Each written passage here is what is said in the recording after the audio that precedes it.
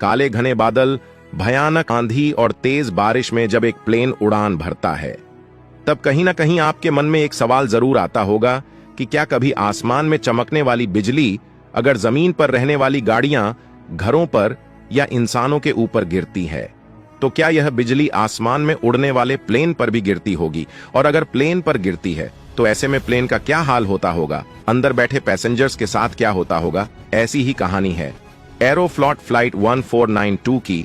5 मई 2019 में एरोफ्लॉट flight 1492 Sukhoi Superjet 100 model का एक यात्री विमान 73 पैसेंजर्स और 5 क्रू मेंबर के साथ शेरेमेटियेवो इंटरनेशनल एयरपोर्ट, रशियन से मुर्मांस्क एयरपोर्ट, रशिया के लिए उड़ान भरने वाला था।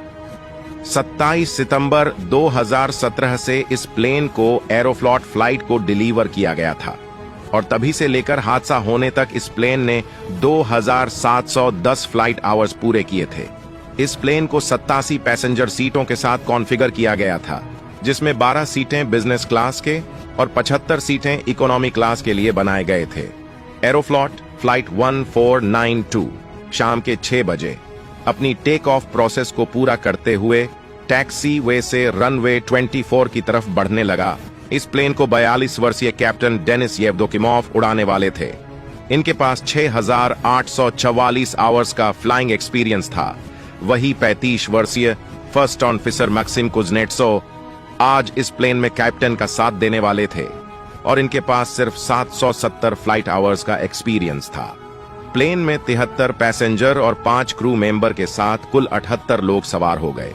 फाइनली एरोफ्लॉट फ्लाइट 1492 रशियन के शेरेमेटियेवो इंटरनेशनल एयरपोर्ट से शाम के 6:30 पर रनवे 24 से उड़ान भरा। एयरपोर्ट के पास 6000 फीट के एल्टीट्यूड पर एक बहुत ही खतरनाक तूफान दस्तक दे चुका था। यह तूफान इतना पावरफुल था कि अगर कोई प्लेन इसके अंदर घुस जाए तो इससे बचना बहुत ही मुश्किल था, लेकिन पायलट को इसके बारे में बिल्कुल भी भनक नहीं था। इसलिए थंडरस्टॉर्म अवॉर्ड एस क्लियरेंस को बिना एक्टिवेट किए ही पायलट प्लेन को उड़ाता रहा। अब यह प्लेन उस खतरनाक तूफान के बीचों बीच से उड़ान भरने लगा। काले घने बादलों को चीरते हुए, तूफानों से लड़ते हुए या प्लेन अपने मंजिल की तरफ मजे से बढ़ने लगा बिना किसी परेशानी के। प्लेन अब 9000 फीट की ऊंचाई पर पहुंच गया, पर तभी अचानक एक बड़ी रोशनी दिखाई दिया।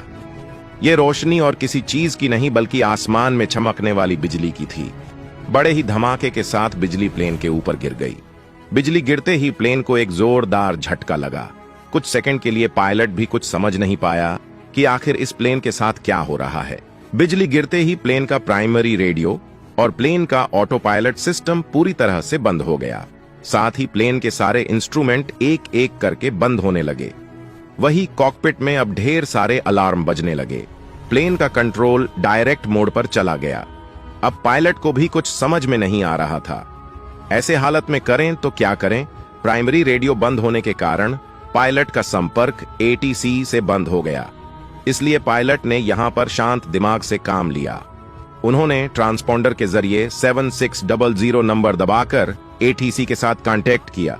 अब यह ट्रांसपॉन्डर क्या होता है?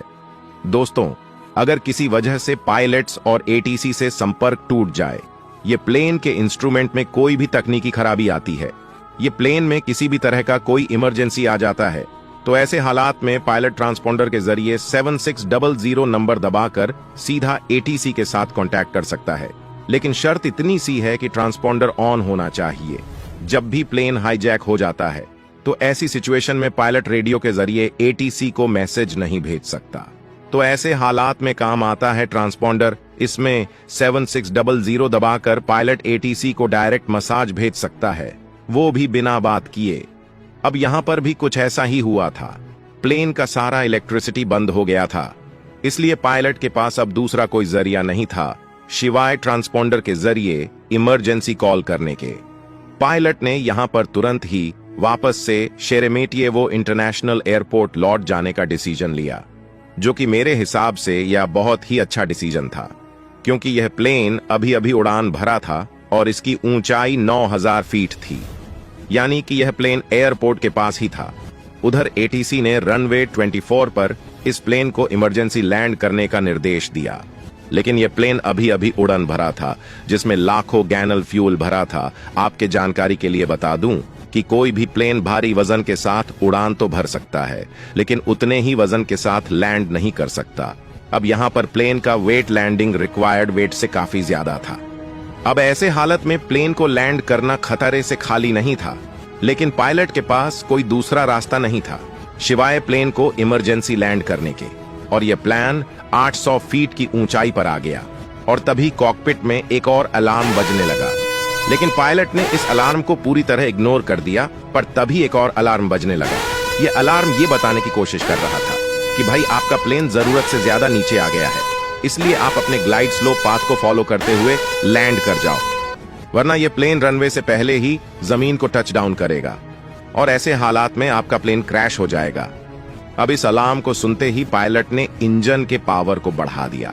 अब प्लेन का स्पीड 160 किलोमीटर पर आवर से बढ़कर 310 किलोमीटर पर आवर हो गया, जो कि जरूरत से काफी ज्यादा था। प्लेन का तीनों लैंडिंग गियर एक साथ रनवे से टच किया, जिसके कारण प्लेन 6 फीट हवा में उछल गया।